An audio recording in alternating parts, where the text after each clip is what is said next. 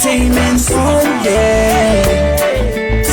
Educative, qualitative, informative, and entertaining all day. All the way. Impact Business Radio all the way. It's all about business, entertainment all day. Educating, qualitative, informating, and entertaining all the day. All day. All my people, who know better shot I be all my people, who know better shot I'll be all my people, who know better shot I'll be all my people. Informating, entertaining, comprehensive, educative, 92.5 FM, who know better shot I'll be all my people. Hey, Impact Business Radio, 92.5, straight out of Ibadan, Oyo State, Nigeria. To the world, you don't know. We mean business.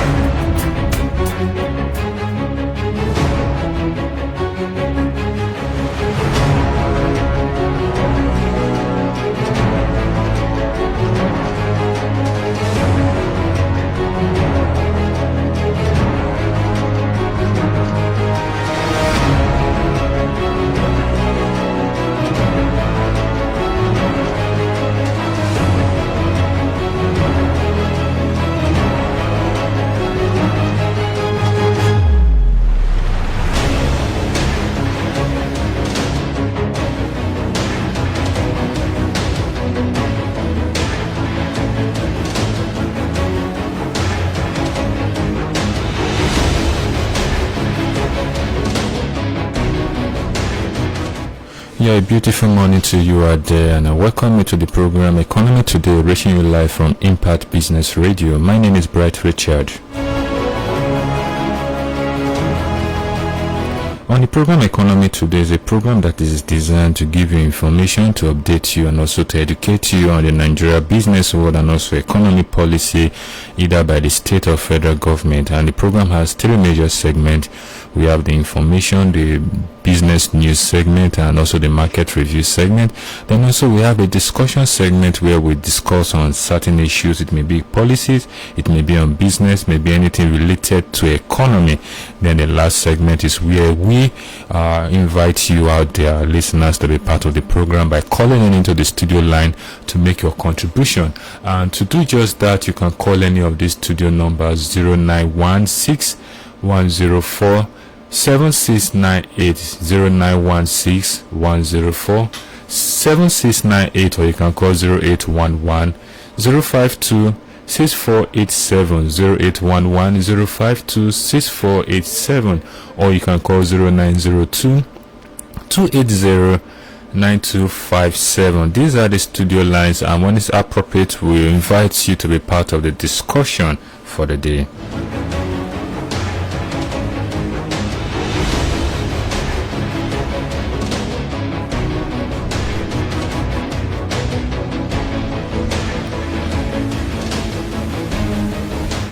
So without wasting much time, we'll go straight to our business news and business information. I'll be taking that from the national dailies. I'll be taking it from the Punch newspaper, the business side of it. We have forest scarcity hits gas suppliers, price hike imminent. Then also we have shareholders knock Kogi group alleged exploitation. That's coming as a result of the controversy between Dangote and the Kogi state government. Then also we have 2023 budget. Lawan Bajamira meet finance minister. Then also we have federal government plans 854.8 billion for pension in the year 2023. Still from the Punch newspaper, we have additional regulations won't stop building collapse. That's coming from the NIA. Then still from the Punch, we have CBN loans to federal government hit 22 trillion. Analysts kick. Then also have oil business in Nigeria rough, dangerous. That's coming from experts. Then also we have a report coming from Kwara State short hotel plans repositioning. While we have another one here, data grooms over rising cost of diesel. Then still from the Punch, insurance industry, 6 months claim hit 174 billion naira. And lastly, I'll take from the Punch newspaper, we have a real estate sector not prepared for rural-urban migration. That's coming from an estate developer. So next we'll go to the Cable newspaper, where we'll pick some business story from the Cable newspaper.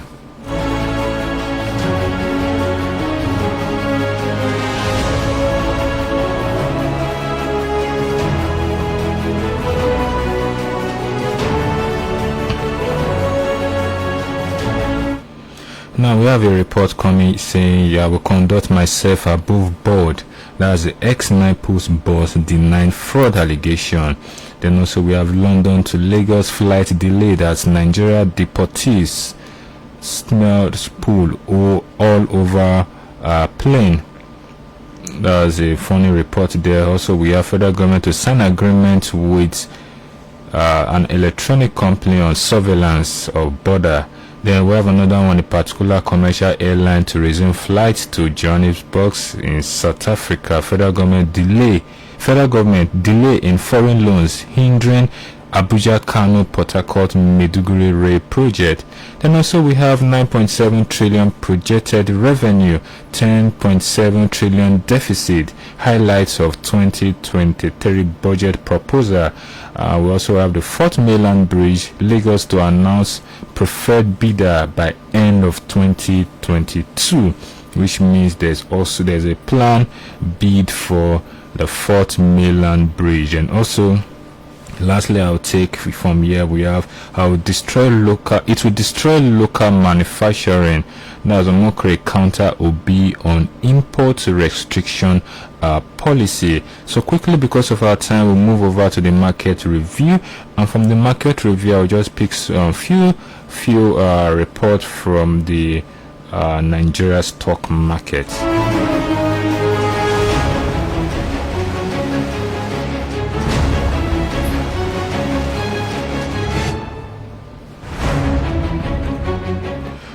Then from the Nigeria stock market, I'll be looking at the top gainers, top performance of the Nigeria stock market. We have Skyway Aviation Industry. We also have Transcorp Hotel.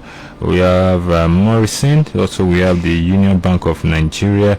We have Corn Oil. We have Sterling Bank, UBA. Also, we have Zenith Bank, we have the United Capital PLC, and also we have the Stanbic IBTC Bank. These are the list of the top gainers from the Nigeria Stock Exchange market. And quickly we'll look at the top losers from the Stock Exchange market.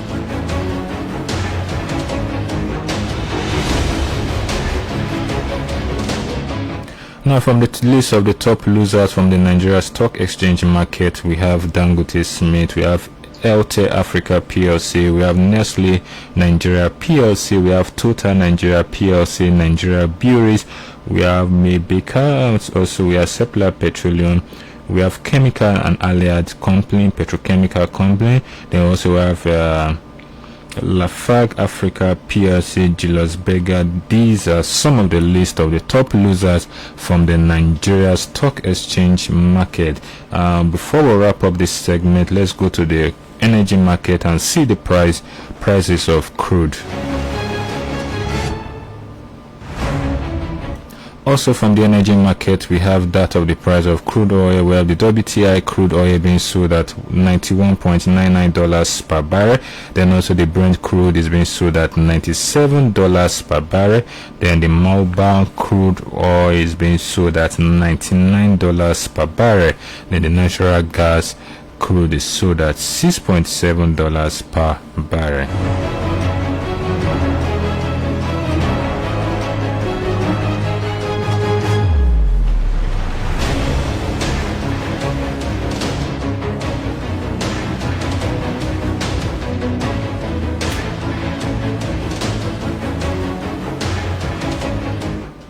Because of our time, we'll quickly move over to the next segment of the program. We'll be looking at, we'll be having a discussion. Just last week, if I'm right, the President of the Federal Republic of Nigeria just presented the 2023 proposed expenditure budget to the House of Assembly, and there are some concerns that have been raised from that presentation, and that will form basic of our discussion. And also some of our listeners have also requested that we also look at the performance of the state budget. It has been of concern that most times we look majorly on the federal government budget proposal. What about state government? We are going to do a combination of both in our discussion this morning. But before I introduce my guest in the studio, let's look at the breakdown of key expenditures in the proposed 2023 budget. We have five major breakdown of the key expenditures of the budget. We have what they call the statutory transfer. The statutory transfer is to go for about 722.11 billion naira. Then also another point of concern in the budget, we have the debt servicing. Debt servicing is proposed to go for about 6.3 trillion naira. Then also we have what they call the sinking fund. Maybe our analysts will explain better for us to understand what some of these things means. The sinking fund, sinking fund is also proposed to go about 2.47 billion naira. Then also we have what they call the recurrent debt expenditure. The recurrent expenditure. Recurrent expenditure is also proposed to go for about 8.52 trillion naira. Then also we have the aggregate capital expenditure. Aggregate capital expenditure is proposed to go for about 4.3 trillion naira. It is a point of concern that why is recurrent expenditure more higher than that of the capital expenditure. And from the economic perspective, one question is to be asked is which of them is more profitable, which of them is going to pay the country much more better. And that is, those are the five key aspects of the expenditure for the 2023 budget. Is statutory transfer 722 trillion naira, debt servicing 6.3 trillion naira, sinking funds 2.47 trillion naira, billion naira. Then also recurrent expenditure 8.5 trillion naira. Aggregate capital expenditure is proposed to go for about 4.3 trillion naira. But another point of concern from the budget is proposed revenue for 2023 budget. So according to the budget circular, the projected revenue for 2023 is pegged at 8.64 trillion naira. This is a 15.13% drop from the 9.97 trillion naira projected revenue for 2022. So is it that the year 2023 the government is perceiving that we may not make more money? Why that particular proposed drop? So government projected revenue from various sources for the 2023 proposed budget, we have them in highlighted here. Shares of oil revenue is being estimated at 1.86 trillion naira. Then also dividends from, I think that dividend should be coming from the government enterprise or whatever, is projected at 81.74 billion naira. Then also shares of minerals and mining is projected at 3.64 billion naira, while shares of non-oil taxes is projected at 2.43 trillion naira. Is a point of concern that the non-oil revenue is proposed higher than that of the oil revenue. Oil revenue is standing at 1.86, while the non-oil revenue is standing at 2.46 trillion naira. Taxes, I want us to take note of that particular area. So which means, it doesn't mean Nigerians are going to pay more tax come 2023. Then still other proposed revenue for the budget. We have shares of electronic money transfer levy, which is stamp duty.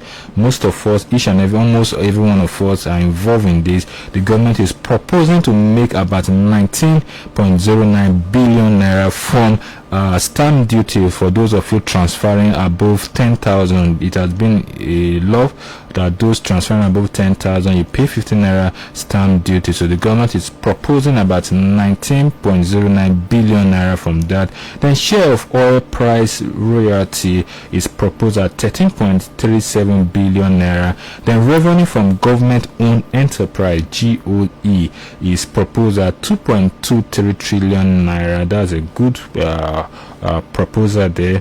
Then also GOC operating surplus is placed at a deficit here, so I may not read that. Then also we have independent revenue. Independent revenue is standing at 2.18 trillion naira. Then a drawdown from social levies account. The government is proposing 300 billion naira from that. Then also we have signature bonus renewals and early revenues renewals. Those who get a license, either radio license, TV license, whatever license you get, renewable revenues from different areas, signage and the likes, is proposed at 57.05 billion naira. Then also we have domestic recovery plus asset plus fine, that is proposed at 27.9 billion naira. Then also we have grants and donor funding is proposed at 43.03 billion. Then lastly, for TED Fund, we know what TED Fund is, and we know the people that benefit more from TED Fund. TED Fund is an educational tax that the government have designed to take care of educational institutions in the country. The government is proposing 248.27 billion. So this is a revenue breakdown from the 2023 budget. I just took my time to explain that, to read that to us, so that we may understand and know how the financial year for 2023 is going to look like. And based on that, we are going to do our discussion, and also not just our discussion. For those of us who are already planning for the year 2023, you may actually build your plans and your programs on that. So on this note, I would like to welcome my analysts who will be discussing together on this federal government proposed revenue for the year 2023.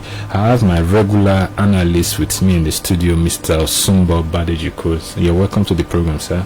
It's good to be here. Good morning, and good morning, our listeners. Yeah, so you've heard the breakdown from what we've discussed about the 2023 budget. What's your take on it? If you look at it, it's not too different from what we've been having the past 3 years, and a little bit in line with the medium-time expenditure framework that the Minister of Finance released a few months back.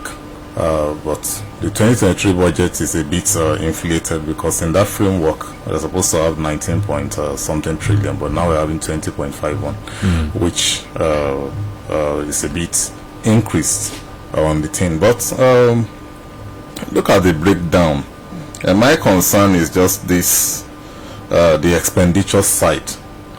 6.3 trillion for debt servicing is huge, especially in a budget that is having a deficit of about 10.78 trillion.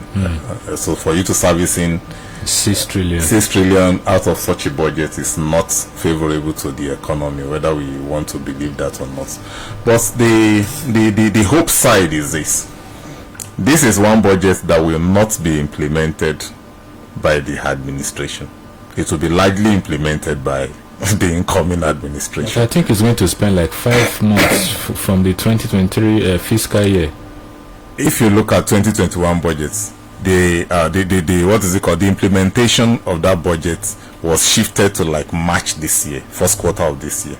So we are likely to have something similar, having the 2022 budget implementation being shifted to like even March next being year. passed into law as early as January, December 2020. Of course, the National Assembly will have to grant that, like they did for the 2021. So that's why I said it will largely be implemented. And if you look at some of the content, especially the revenue projection, the incoming administration, at least one of the people that is likely to win the next election, from what they've been saying, they are not likely to follow that line. One of them is a pro-capitalist, which means... What do you mean by that line? Because we have we have three major lines here. Yes. We look at the oil sector projection, which is about 1.8 trillion. We have the non-oil taxes, which is about 2.4 trillion. Then also the revenue from the government-owned enterprise, which is about 2.2 trillion. These are the three major top bearers of the revenue. It's prepared based on the current situation. Dynamics will change when new leadership come up board. Can you just explain a little bit what you mean by the current situation? Now we have so many leakages. There's high cases of corruption. There's high cases of oil theft. Those are some of the things that has brought down the oil revenue. The dynamics of then will change that narrative. So the oil revenue projection the oil revenue of next year is likely to go above the projection. Is it because of what is happening currently? Because we learned that Tompolo and there are four of them, but Tompolo have been on the loudest so far. The contract to secure our pipelines. Let's leave Tompolo out of this. No, that's why I said there are four of them, but he happens to be the loudest. Tompolo is just trying to secure or justify the contract given to him because others are kicking. No, but he has come up with evidence, and I fully report. He knew all along. Why will he be making such revelation now? Probably because he had been given the contract to secure. He has always had the contract. He had a renewal of that contract. That was what led to.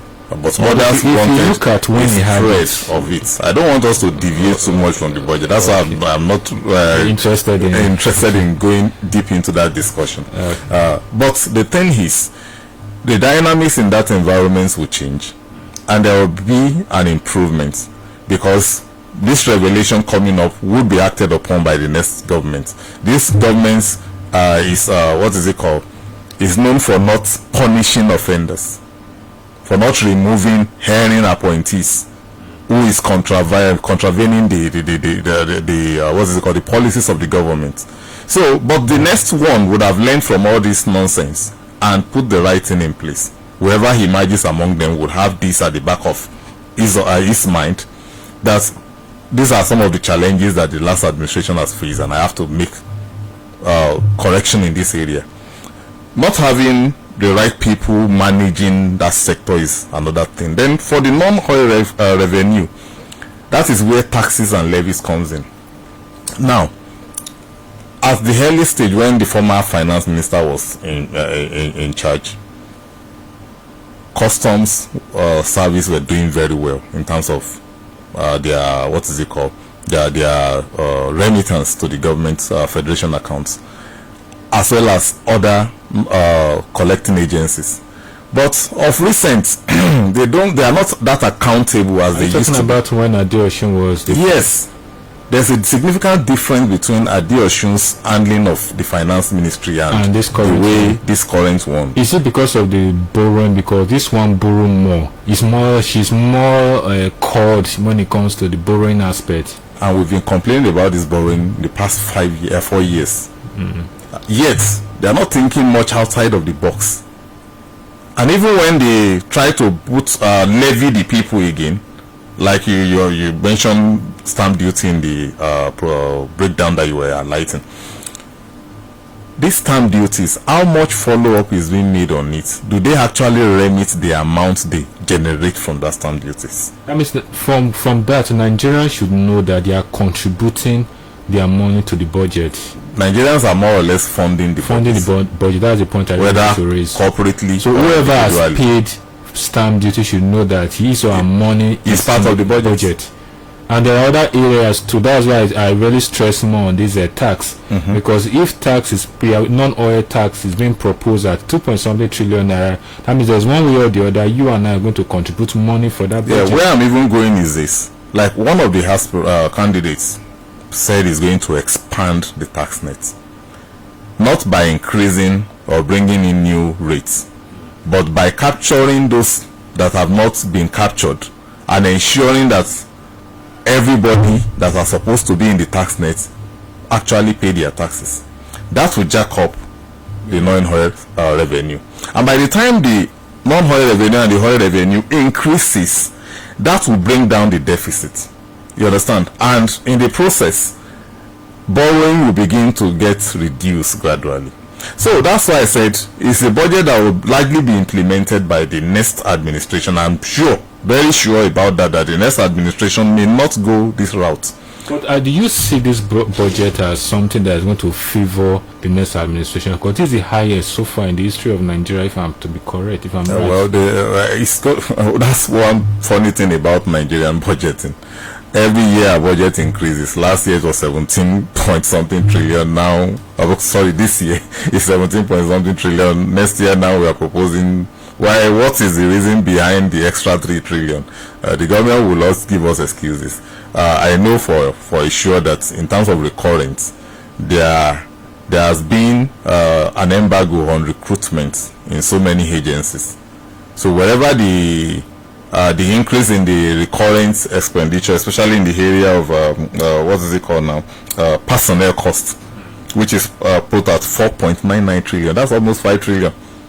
That means in the old so-called outline, in the expenditure outline after the debt servicing, that is the next thing. No, but if you look at one thing from in Nigeria government system, is funny in the sense that he may put embargo on recruitment of civil servants, but that doesn't stop them from appointing political and public servants. So possibly that could be where the increment is coming from. Possibly, and most likely. And of course, maintaining, when you put an embargo, it means nobody goes into the system, but people can go out. Service. Yes, Okay. but people can go out. But you find a situation where they still maintain the status quo, the figure, by having ghost workers or replacing secretly those that have left the system. So these are something that brings in, but the political office holder is what will bring up the thing. And we've been complaining about this. Why do we need to have that array of advisors? We are not supposed to have more than 36 ministers, but we have 43 or 44 now. Why do we need those extra? What extra thing are they doing? And that's why we have Minister for State. For state doing what? Exactly, because up to now I'm still confused as to knowing what is the role of the Minister of State for State and the substantive minister in some ministries. Maybe it is the word state that differentiates. The only ministry we can accommodate is the petroleum, because the president has said he's the Minister of Petroleum and he cannot supervise the ministry. He needs somebody to act on his behalf. Fine, that is understandable. But other ministries like transportation, like education, look at the confusion that greeted the education ministry when the COVID was on. One was about to open the school, the other suddenly realizes the substantive minister said no, school cannot open. These are the kind of confusion that when you have multiple appointees handling a particular ministry, that's what it will bring. Why are we saying this? Is because it's part of what is adding to the overhead and making the recurrence to be that large. So salaries of an enumeration of political office holder is something that is on the huge side. We've been asking that, okay, even if you are going to have that much, reduce what they take home. Up till now, an average Nigerian do not know the take home of these political office holders. They will only tell you the salary, the quoted salaries, but the other non-quoted ones, they are all shielded in secrecy. But these are part of government expenditure. And all the free fund that, if you want to copy America, let us copy America, hook, line, and sinker. Not just pick what is favorable to us and discard the rest. In the White House, for instance, if Joe Biden is to host a family member, whatever the family member consume in the White House, Joe Biden will pay. Because the budget of the American government only caters for the feeding of Joe Biden and his immediate family. But the whole manner of banquet and the rest of them in the Aso Rock, all at the neck of the budgets. So these are some of the wastages that is making the budget to increase year in, year out. And they are so all repentant about it. Now let's look at the states side by side. I don't think the state government like Oyo State have drawn out its proposal for the 2023 budget. So definitely we may not be able to talk on that area. But what was your take on the budget performance for 2022 so far from Oyo State? Especially you've been talking about there was an increment in the budget allocation to education, and people have been crying seriously that the state of schools in Oyo State, Ibadan, is nothing to write home about. Is it that you budget, you allocate, or it doesn't get there, or you budget and you don't spend to your according to what you've budgeted, or there's a leakage somewhere? In the whole of the federation, it might interest you to know that only Lagos State actually implements budgets the way it's documented. Other states will just give a proposal, the assembly will rubber stamp, and they begin to spend anyhow. But they allocate those funds. Of course, they must put funds in every ministry, whether or not. For instance, if funds are put in education, we will see results, because education is not something that can be hidden. Do you understand? What kind of result? Is it a result in the structure or result in the students' performance? Because there was a time there was this back and front on the performance of some students when they did this WAEC rating. It depends on the focus. What will lead to improved performance is this: you build more schools. For instance, I think I said it on another program. In the past 20 years, the number of schools that we have in Oyo State has not really increased that much, and yet students of primary, secondary school especially, population of students in secondary school age have quadrupled over the years. Now you are choking that mass into the fewer schools that we have around. And even these fewer schools, how many of them have good structures? There are so many unroofed structure in so many schools that are having empty. There are so many schools having empty classrooms because they can't put children there. Even some with good classrooms are not having furniture. Now you have overpopulation. You expect a teacher to a class that is designed to just accommodate maybe 30 or 40 students. You have 60 or 70 packed in there. How would there be effective monitoring? So that is one side. Teacher to student ratio is damn too high, and they will say they've recruited teachers, but is the ratio still balanced? And they cannot improve the ratio because we have fewer schools. They are supposed to spread these children around. There are still so many communities in new sites that do not have government secondary school in place. So the students will travel down to the nearest location to them where they can find schools, and these are kilometers away. So all these things are there. Then the teachers themselves, are you recruiting the right set of people? For instance, I know so many qualified people who lost out in the last recruitment that was done in Oyo State. And you begin to ask questions, who are those that were recruited? And those ones, because they got the appointment on political ground, will not do the job. Let me ask this question, because we are looking at budget. Now, when they prepare budget, taking education for instance, do they get the schools involved? Take for instance, from my own way, I think everything is done in the ministry. So the ministry carry the schools along. Okay, this particular that I cannot tell you. They are supposed to work side by side, TESCOM, and of course the head of schools. And this school is going to tell you that we have damaged roof, we have structural deficit, we may need this amount of money to fix it, and they send it to the ministry. The ministry come with their supervisor to look at those schools and say, okay, fine, we may not be able to give you this amount to fix this particular structure, but we'll be able to do this for this year. Then maybe next year, on next year budget, we'll look into that. It's mostly the case of a stitch in time saving 9. When you have 4 blocks of classrooms in a school and one is dilapidating, now the school would have notified the authorities. They will say, okay, they will come and check, we would get back to you. Now there are 2 options to it. They either do it directly or fund the school to do it by itself. Now most often they will promise to do it directly and they will rescind on that promise, and when they want to release the money for the school, they either give insufficient amounts that will not complete the project, and in the process of the delay, the second block is also dilapidating.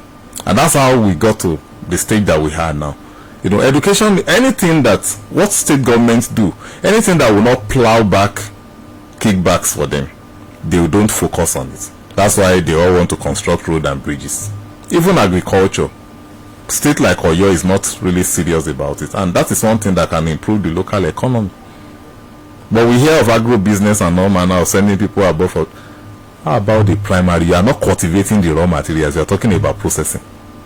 How does that work? Do you want to import what you will process? So these are things that I'm talking about, that when it comes to project implementation, the only state in the federation that I know do follow the, or whatever is laid down, is Lagos. Why? Because the state has a master plan that whoever becomes the governor would know that, okay, this is where we are, this is where we are going in the next 3-4 years, and the budgets will be in line with the projection. Now, if you look at state ministries and federal ministry, there are some ministry that you may want to ask questions. What are they doing?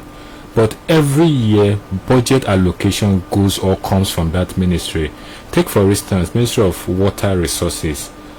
I don't think we've seen any, just of recent now, a lot of states are now becoming a riverine, if not half of Nigeria becoming a riverine nation because of this issue. But each year they budget money to this ministry.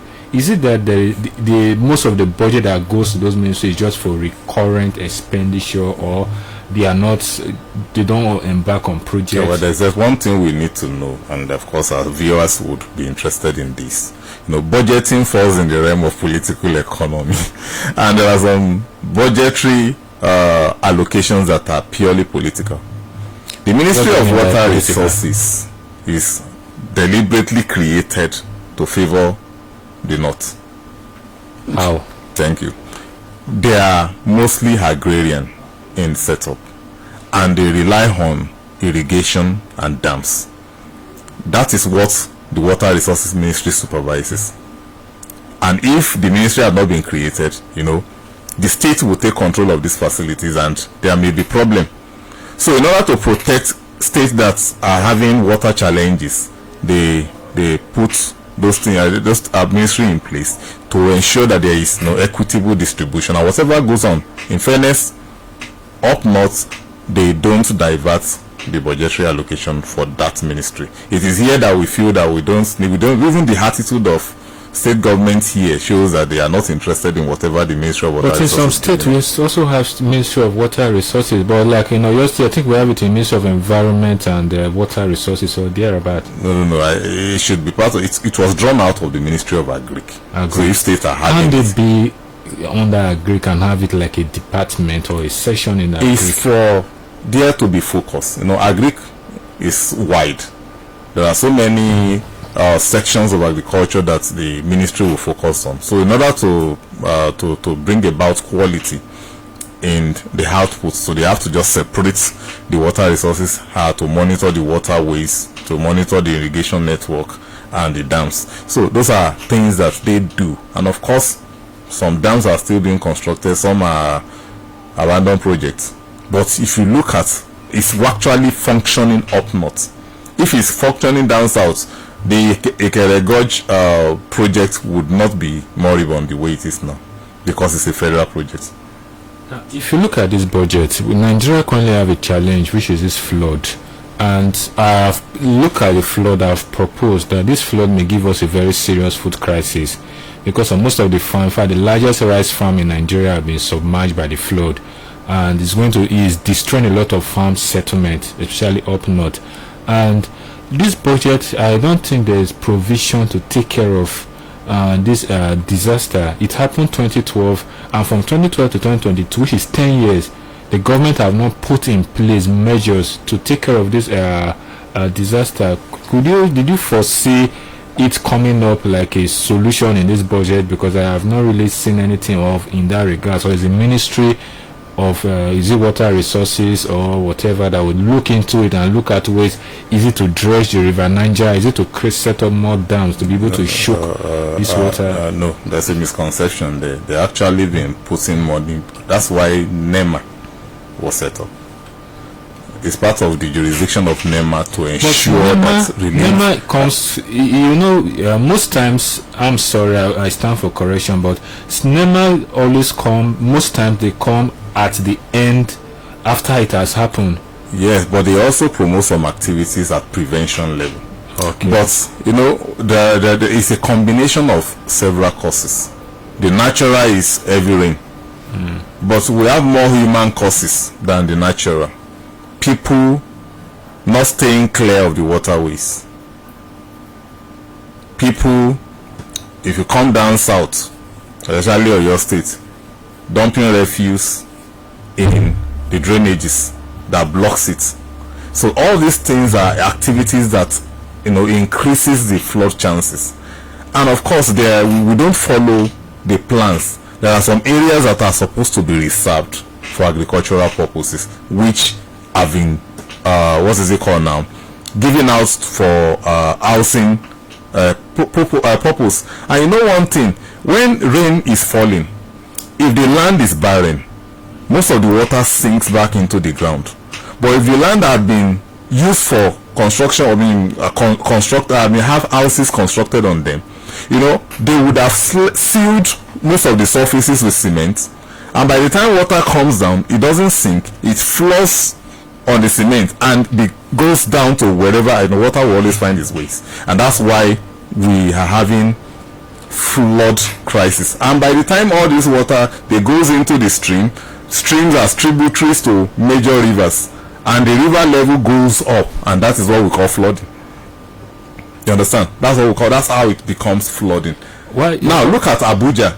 Part of what we are having in Kogi State has its origin in Abuja and environment, because that's heavy construction is going on there. Water moves into the streams and pours into the river Niger, and of course the water level would definitely go up at that level. And even activities going on in other places increases the ocean level. So ocean also push back some of the heavy water is supposed to empty into the ocean. So by the time the ocean level also rises, it pushes this thing back, and it raises the water level on the surface. So that's why you find some areas that are close to the riverine being submerged during heavy rain. At this point, let me open the phone line so that our listeners can be part of this discussion. You can call any of the studio line. You can call 0916 104 7698. I'll take that again, 0916 104 7698, or you can call 0811 052 6487, 0811 052 6487, or 0902 280 9257. Hello. Hello. Right. Yeah. Good morning, sir. Your name and how are you? From? Well, fine, sir. I want to give thanks to your expert here. You two are analysts. That's why one thread is in the round home. The way our Baba Bajo talk, I really enjoy it. My present is perhaps it's going to be the five. Number one, Mr. Bajo said that Nigeria did not contribute to the budget. What of the fact that we realize our thing we are buying? That's number one thing. The way I see that, talk about the budget, we have started from that one. What is the summary they intended to do along with devotion, with money? There, look at the existing ministry we have to do. They can only say that they don't have enough money. They say that they are 10%. Any budget they agree upon, they are not like a support. That's where our practicality do not put that is today. No time they give in a sense. No time they submit a sense to any ministry to the federal government. What can we call this out? Finally, say that all the things that I engage in extra duty, I want it to be our expedition, whatever. I want to clear that one from you. Finally, I want to thank you, Bright, because since I listen to your analysis regarding the people that are interested in Nigeria. you started going against that one. That said, what can you call this? Because 2 hours is the seas. Based on the ratio of Nigeria, that wonderful. God bless you. I need the top 2 and top 10 answer. Thank you. Yeah, thank you very much for that contribution. 0916 104 7698 0916 104 7698, or you can call 0811 052 6487 0811 052 6487. Hello. Hello, good morning, Mr. Richard. Yeah, good morning. Your name and where you're calling from? Calling from Ibadan. Okay, please go on with your thoughts, sir. The other day, Monday last week, you did where you invited the man that talked about the mushroom growth. Okay, I'm with you, sir. Go on, sir. So if the man did not give his number, please, I would like to collect the man's number. Okay, at the end of this program, I'll give you a number you can call. Okay, thank you. You're welcome, sir. God bless you. Yeah.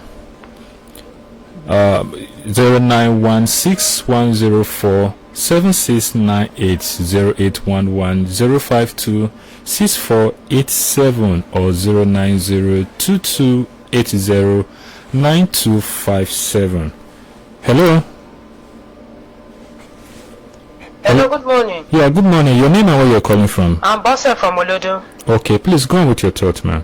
Thank you. What I think concerning this budget is I don't see president to be fair enough in this aspect, because giving us budget of 20.517 trillion naira at this stage, since the beginning of his administration, we have been having increment of budget concerning insecurity. Yet there's still no results concerning it today. Yet we are still being disturbed by Boko Haram, by bandits, kidnappers, and all sorts. So if at this concluding stage of his administration is when he's now choosing to increase budget again in the name of trying to buy ammunition and every other thing necessary for the army and all that, in order to make sure that we lost that call. Maybe you try and call back 0916 104 7698 0916 104 7698. Before our caller calls comes in, we've been looking at some of these issues, and like this last caller and the other caller spoke about, there have been some of this concern. Let's pick this. Hello. Good morning. Yeah, good morning, sir. Your name and where you're calling from? I am Primate Shola Shitu from Ijebu-Igbo. Okay. Let me start by appreciating our wonderful guest of the year, all the time wonderful.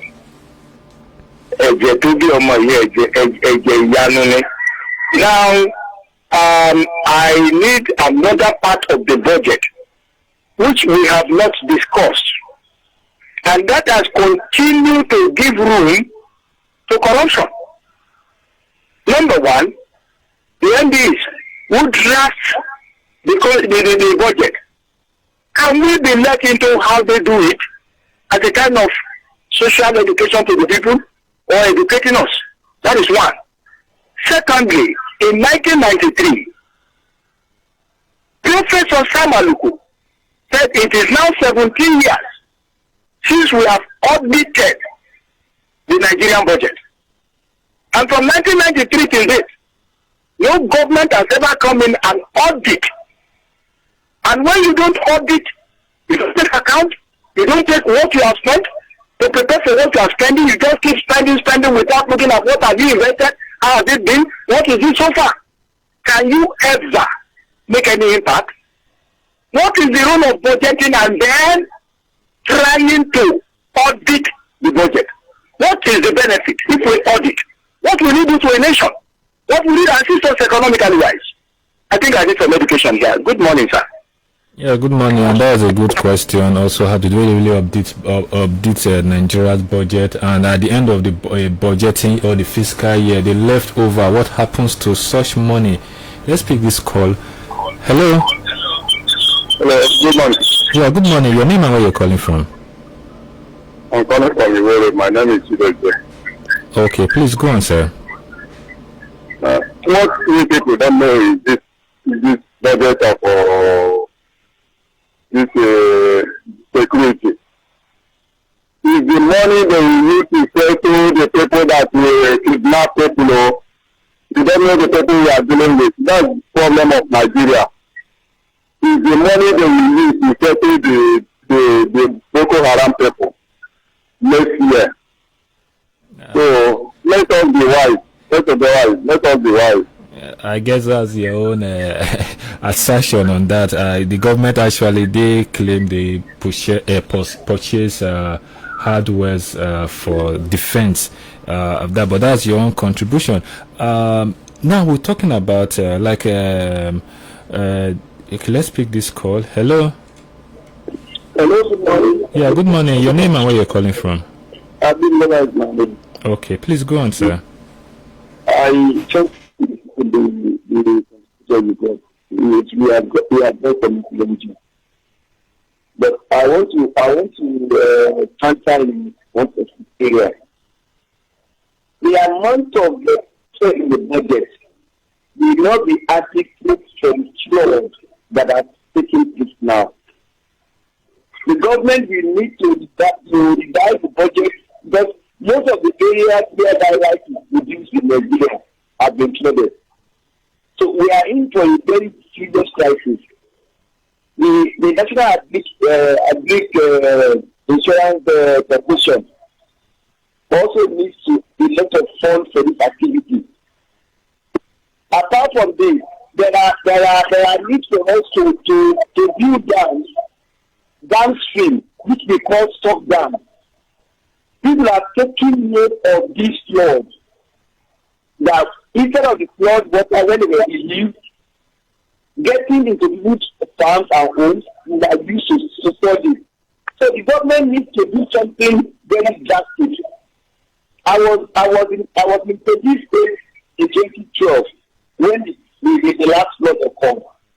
And I had the opportunity of looking for input about 2009 or 2010. These have not been done. So we are in for a serious crisis.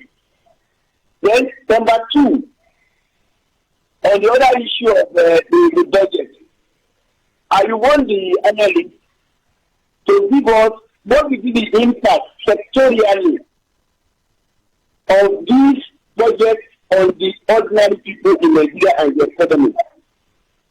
Thank you. Yeah, thank you very much for those questions. I think that will be the last call we'll take so that we'll be able to attend to the questions from our callers. So you've listened to our callers, they've raised issues, they've asked. One talked about how we fund the budget, talk about budget auditing, and a whole lot of them. Can you just quickly give us why we wrap up for the program for today? To begin with auditing, because that as is way back, according to Prime Minister, is just the issue of corruption, and lack of transparency and accountability on the part of the government. The military institutionalized that because nobody will challenge them. But unfortunately, when we return back to democracy, probably because we had military elements inheriting even the democracy, it's also become a norm. Though thank God for NGOs like Budgets, like SERAP, who are monitoring all this, and I think there's another one being led by this young chap, Follow the Money. No, Nigerians just need to follow these NGOs. They are doing that job of monitoring and asking questions from the government. But at the time we follow them, and the media too has a role to play by reporting the activities of these NGOs, so that more Nigerians will be more aware of how government finances is being handled. So that's, by the time people are more aware, they will ask more questions, especially at the state level, because that's where the most, we focus at the national budget because of our structure. Everything is centralized, so the national budget determines almost everything. So for us to not to lose focus on the national, that means we have to restructure the fiscal federal status of the nation. Now, on the last caller mentioned on the impact per sector. Of course, the impact will be determined by the budgetary allocation to that particular sector.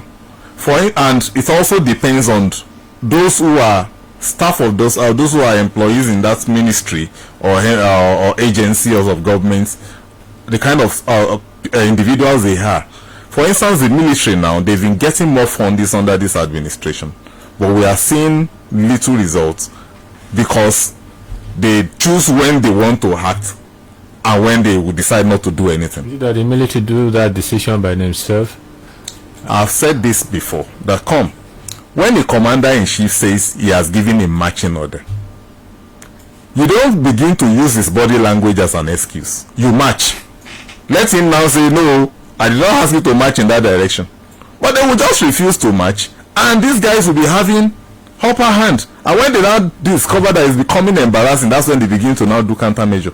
So all these are, and more, they said they needed Augusta, they bought it for them. They wanted Tucano, it was bought for them. All these things, and these are expensive equipment. This issue of rep asking for budget defense, rep problem budget. I remember there was a time the Minister of Works, Fashola, I know where you're going. The problem with that is sincerity of purpose. Most times they ask for this defense, they do their oversight function, but it's usually targeted as getting some things for themselves. So the defense is self-centered. Look at the case of switching off the mic that when the what is it called now, the NDDC was being audited. You understand what I'm saying? And this is an agency shrouded with severe corruption. Before we wrap up, are there spillovers from a budget? Does such thing occur? That is part of what Prime Minister is talking about. So when there are spillovers, when the budget is not fully implemented, you understand? That means the money is not. The reserve is supposed to go back to the federation and count, and you publish the details of the expenditure. Have you ever had that happen? That is what Prime Minister is talking about. So that means, and of course, the government will just need to be saying it so that they know that they don't do the right thing. Yes, in fairness to the government, the Ministry of Finance will not release the entire budgetary allocation of an MDA at once. They do it in tranches. At this point, I need to cut you because our time is fast spent. We need to go. Time is never enough discussing issues like this. So this is Economy Today, reaching you from Impact Business Radio, IBR 92.5. The man who asks for a particular number will give you a number. Call that number. You'll be linked up with the person who spoke. 08068042576 08068042576. Join us every Monday from 9 to 10 a.m. on the program Economy Today.